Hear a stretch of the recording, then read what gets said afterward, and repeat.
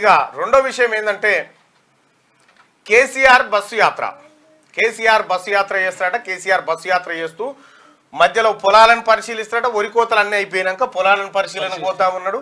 రెండోది ఏంటంటే ఇంకా యువకులను వాళ్ళని వీళ్ళని కలిసి ఆ తర్వాత రోడ్ షోలు నిర్వహించి బీఆర్ఎస్ పార్టీ ప్రచారం చేస్తుందని చెప్తా ఉన్నారు. ఇక భారతీయ జనతా పార్టీ దానిపైన చేసుకుంటూ పోతూనే ఉంది రకంగా. మొత్తానికైతే ప్రజలకు నాయకులు కనిపిస్తా ఉన్నారు. ప్రజలకు ఆడోగాయన కనిపిస్తా ఎండలు కూడా